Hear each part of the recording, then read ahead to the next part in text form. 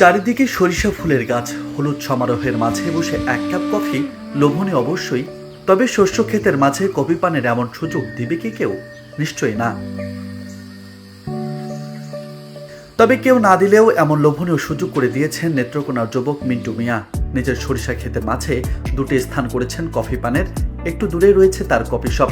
আর এমন লোভনীয় সুযোগ লুফে নিতে দূর দূরান্ত থেকে ছুটে আসছেন প্রকৃতিপ্রেমী ও বিভিন্ন বয়সের মানুষ। সরিষা ক্ষেতে কফি হাউস এরকম তো আগে আমরা কোনো সময় দেখছি না।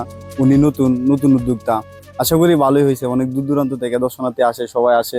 সরিষা বাগানে বসে আড্ডা মাড্ডা দিই বন্ধুদের সাথে, খুবই মজা লাগে। খুবই ইন্টারেস্টিং একটা জিনিস, সচরাচর পাওয়া যায় এসব। ফুলের যে একটা ঘ্রাণ মনোরম দৃশ্য, সেই দৃশ্য আমরা উপভোগ করার মতো এখানে আসা পাইছি। মিন্টু ভাইকে আসলে অসংখ্য ধন্যবাদ। জেলার সদর উপজেলার দক্ষিণ বিশুরা ইউনিয়নের পাবিয়াজুর গ্রামের বাসিন্দা মিন্টু মিয়া। দীর্ঘ 12 বছর দুবাই এবং বেঙ্গালুরের সুপার শপে কাজ করেছেন তিনি। তবে করোনাকালে দেশে ফিরে আসতে হয়েছে তাকে। পরে নানা উদ্যোগ নিলেও তেমন সফলতা আসেনি, কিন্তু কফি শপের এই উদ্যোগে সাড়া পেয়েছেন তিনি।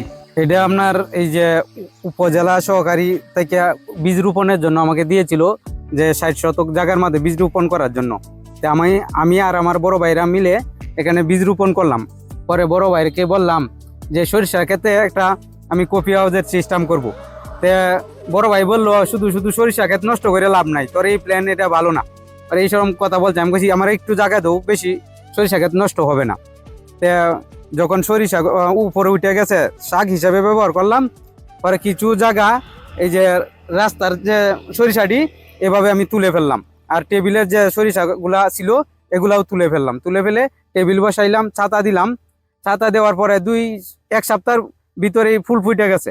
ফুল ফুটার পরে তো দেখি মানুষ চারোদিক থেকে আসতেছে, মানে এমন ভাবে মানুষ আসতেছে যে মানুষের জায়গাই দিতে পারি না। মানে এমন কাল্পনিক দৃশ্য হয়ে গেছে। মানে বিদেশ থাকতো 10-12 বছর বিদেশ থেকে আইসা হাইরা দোকান দিছে, দেয় এই যে সর্ষে ক্ষেত করছে কইরা হাইরা অনেক মানুষ আড্ডা টাড্ডা দেয়, ছেলে মেয়েরা আসে হাইরা আড্ডা টাড্ডা দেয়, চা খায়, কফি খায়, সময় কাটা, ছবি তুলে করে। মিন্টু মিয়ার কফি শপে বর্তমানে বিভিন্ন প্রকার কফির পাশাপাশি রয়েছে নানা প্রকার চা। ভবিষ্যতে আরো কয়েকটি ধরন বাড়ানোর পরিকল্পনা করছেন তিনি। সরিষা সিজনের পরও যেন টিকে থাকে সব, সে উদ্যোগ নেবেন বলে জানিয়েছেন মিন্টু মিয়া।